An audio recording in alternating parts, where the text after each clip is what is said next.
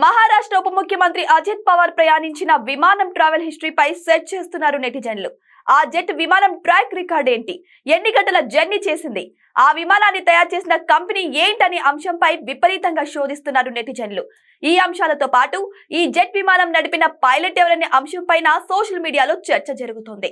అజిత్ పవార్ ప్రయాణించిన జెట్ విమానం bombardier Lear jet 45 కేటగిరీకి చెందింది. ఇది 6 నుంచి 8 సీట్ల జెట్ విమానం. భారతదేశంలోని అతిపెద్ద చార్టర్డ్ ఎయిర్ క్రాఫ్ట్ ఆపరేటర్లలో ఒకటైన ఢిల్లీకి చెందిన విఎస్ఆర్ వెంచర్స్ ప్రైవేట్ లిమిటెడ్ యాజమాన్యంలో ఉంది. ఈ విమాన నమూనాను 1990లలో సూపర్ లైట్ బిజినెస్ జెట్ విభాగంలో ప్రసిద్ధ సెస్నా సైటేషన్ ఎక్సెల్ కు సవాలుగా రూపొందించారు. అజిత్ పవార్ ప్రయాణించిన విమానం 2010లో నిర్మించబడింది. 2 ఇంజన్లు కలిగిన ఈ జంట ఇంజన్ విమానం దాని వేగం, ఇంధన సామర్థ్యం మరియు అధిక ఎత్తు సామర్థ్యాలకు అనుగుణంగా తయారు చేయబడింది. ఎంతటి ఎత్తులో అయినా ఎగరగల కెపాసిటీ దీని సొంతం.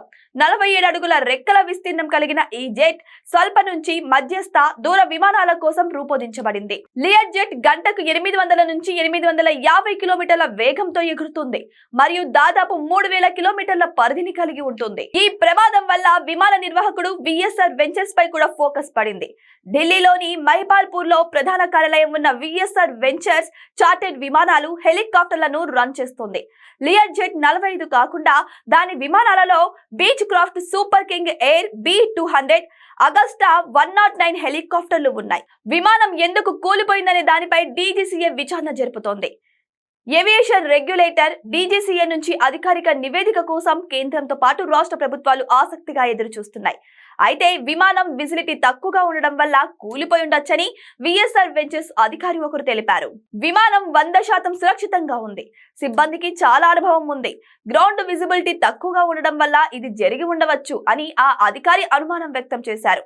అంతేకాకుండా బారామతి ఎయిర్ స్ట్రిప్ లో పైలట్లను గైడ్ చేయడానికి ఇన్స్ట్రుమెంట్ ల్యాండింగ్ సిస్టమ్ లేదు. ఇక ILS లేకుండా పైలట్లు ల్యాండింగ్ కోసం మాన్యువల్ మరియు విజువల్ టెక్నాలజీలపై ఆధారపడాలి.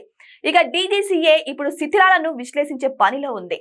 విమాన డేటా మరియు కాక్పిట్ లోని బ్లాక్ బాక్స్ రికార్డింగ్లను పరిశీలిస్తోంది.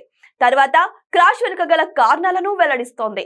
అజిత్ పవార్ ప్రయాణించిన విమానానికి ఎంతో చరిత్ర ఉంది. ఈ విమానం గతంలో ఎలాంటి ప్రమాదం జరిగిన మార్కులు లేవు.